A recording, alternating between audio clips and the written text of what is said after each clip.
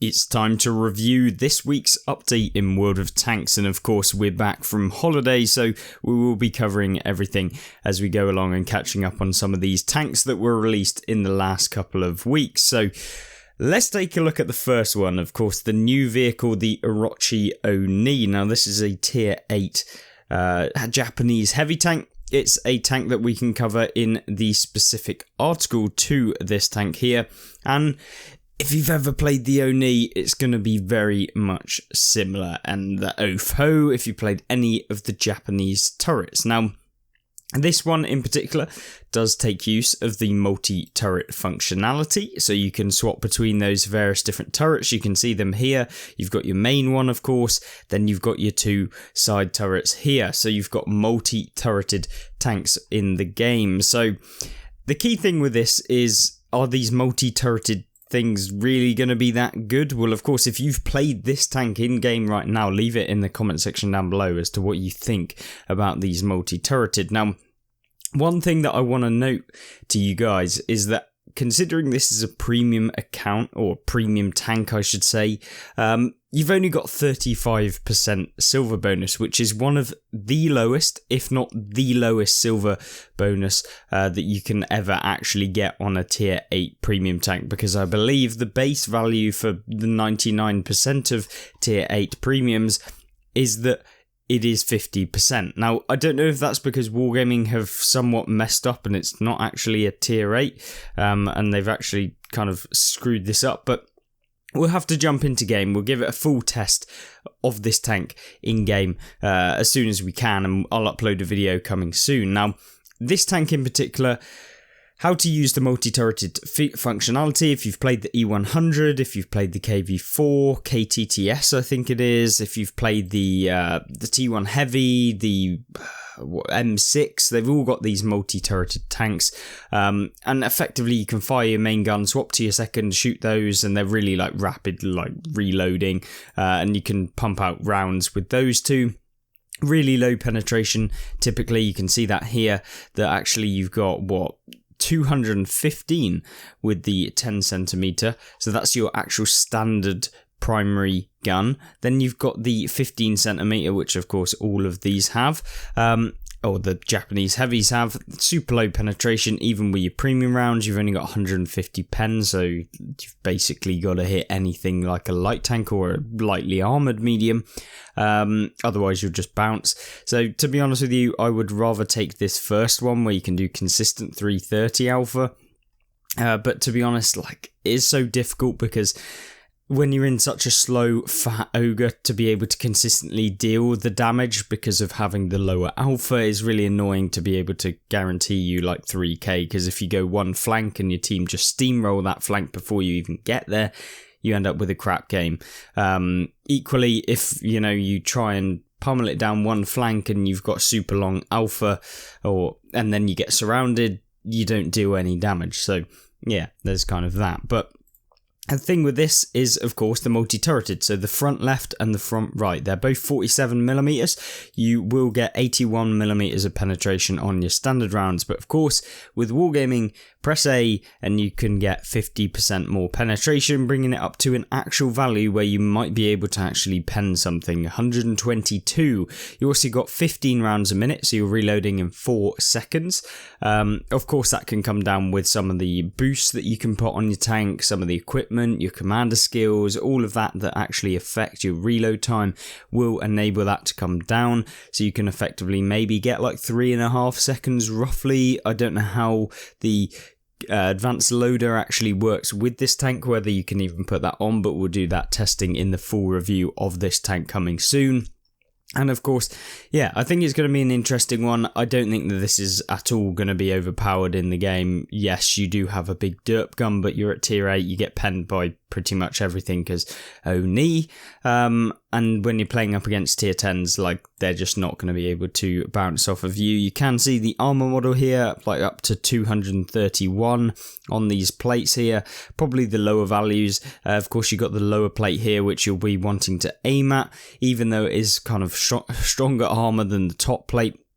But because it's going to be flatter to when you're seeing it and stuff like that, you probably pen it there. But to be honest with you, if you see this tank anywhere where it isn't like covered other than this hull area, then just shoot these kind of droids on the front, which basically give you a guaranteed penetration if you have like 230mm plus a pen, which most tier 8s have.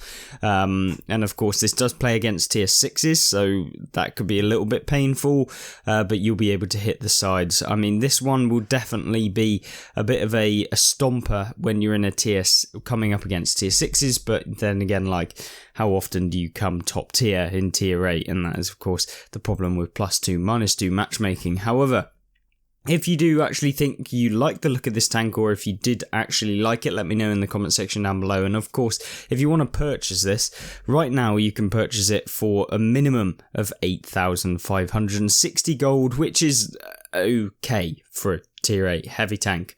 I mean, nothing too special, but I think it's a decently valued new tank, because of course Wargaming don't provide the sales on any of the new tanks, like 50% off or etc.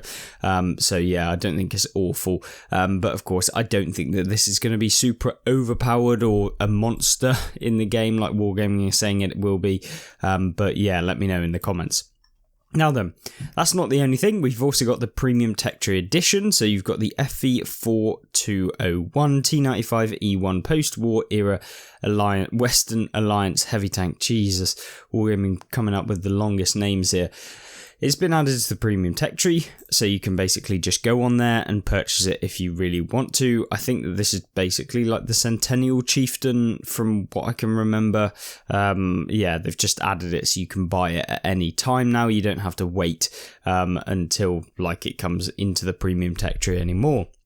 Now then, one thing that I'm really interested in for myself and my personal account is the light tanks on the move, and that is the on track to the T100 Lt, which is of course the minuscule tier 10 light tank. And as with all of the on track events to the T100 Lt, you will receive 25% extra XP bonus to every tank in the tech tree. So that goes from the tier 3 all the way up to the tier 10. You will get 25% more XP. That will stack with any other boosts that you have, so that will just basically add on to those. So if you're using your daily double, you'll get 225% XP, etc, etc, etc. If you put ×5 boosts on, it will just all add up, and so yeah, this is a really good time for you to actually grind through. And the more important thing for me personally is saving yourself this silver. If you want to repurchase any of these Russian or Soviet light tanks, then maybe you want to be able to jump on and actually pay for them by just revisiting them for 50% silver discount between tiers 3 and tiers 6, and then between tiers 7 and tiers 10 you get a 30% discount, which is really, really nice. And of course, if you want to buy one of these back, which I will probably buy the LTG because it's a weird one, the MT25. As for the other ones, I don't really know, but we'll give him a go, and I'm definitely going to be grinding my way towards the T100 Lt as quickly as possible. Now then, not only that, we also have the Aufklärungs Panzer Panther Light Tank Panther Challenge Week 4 going on right now in the game, which you can complete and get this free tier 7 German light tank, which is my favourite light tank, quite possibly premium wise in the game, and that is because it is like a Panzer 5.4 light tank. Yes, you don't want to ram heavies like the Panzer 5.4 can do, but it's a super heavy tank, really great gun. I think it's just got a little bit of everything, and of course it is always fun to ram other like French light tanks for full health in this thing. So yeah, that's kind of the way I play it. Really, really aggressive, and yeah, decent bit of armor as well. So get your hands on that as quickly as possible. If you want a full rundown, we have done a full video on the Aufklärungs Panzer Panther that you can have a look at. And then we've got the Summer Solstice Challenge, where you can earn an emblem. I mean, just win 2 battles, really easy. Super savings, 3 days of premium for 50% off. I mean, I wouldn't ever buy like this minimal amount of premium time, to be honest with you, but there we go. Matchmaking Test is also between the 24th of June to the 28th of June. Now then, conducting a new matchmaking test all weekend. So this is this upcoming weekend this week. And some of the objectives in this test involve finding issues in simulation and bot testing, balancing SPGs across teams, and more. So this looks pretty interesting, and we can actually jump over to the Discord here to have a look a bit more in detail. Now then, the weekend test, it comes with the latest matchmaker work will be tested June 24th to 27th.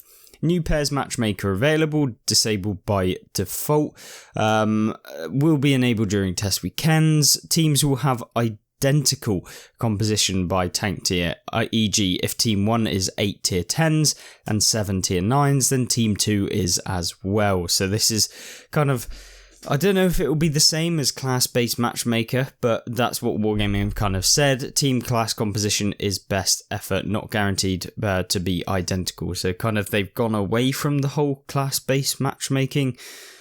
Yeah, seems like they're just kind of revisiting various different matchmakers throughout the years. And yeah, I don't think there's ever really a one solution. Teams will have identical SPG counts and battle tiers, but not type, e.g. Hummel versus M44, two of the most overpowered artillery at tier 6 and tier 5, I believe, in the game. They're just disgusting. Like the Gorilla at tier 5, the Hummel tier 6 and the M44 at tier 6. I don't like those. And then testing during the new season, RE 2.0, US RE Alpha damage, kind of reduced and rate of fire changes will be tested at some point during the season after we have enough data. So looking forward to seeing what they do with the US artillery. I don't want to see them just like buff them all, because the M53-55 reloads in not too bad of a time, and if they kind of reduce it even more and then mess around with the rate of fire, like I think the rate of fire things could potentially be a problem. But yeah, let's just wait and see as to what Wargaming say. That's pretty much what they've given us. There's not that much really in the way of what's actually coming in, but that is really what it is. Of course, Wargaming's overpriced sales coming in with the G.I. Joe season. I'm just going to skip over them. There's no point because they're literally like a rip-off. Unless you really do want to be a collector in the game, then that's up to you. June Tank of the Month, DLC Adler VK4503. It's not a bad tank, and it's probably pretty cheap as well. $9.99 that is, so probably like £8 or something like that. Weekly sales, of course, we've got a brand new bundles here. And my favourite tank at tier 6, the Excalibur Tank Destroyer for 50% off, the 1,925 gold. I love that tank. Such a little rat. Really, really great camo and stuff like that. Other than that, we've got the Emil 1951 and the VK7501K, the Icebreaker or whatever. This is at 50% off as well, 9,580 gold. Two pretty good tanks, I'm not going to lie, like two pretty okay tanks. Then we've got the Commonwealth Mediums. Wouldn't really pay 4,000 gold for these, but it's up to you if you like the Sherman line. And then the Unsung 5s, the Turan 3 prototype and the Type 3 Chinu Kai. Yeah, I mean, it's 1,970 gold. Just depends if you want to play that low tier all of the time. And then you've got times for Commander XP boosters for a 58% saving. Don't quite know why they went for a weird saving number, but probably to do with the gold value being 850 as opposed to some weird number. Now then, that's pretty decent. We've obviously can purchase all of these tanks on their own individually for 15% off if you really wanted to.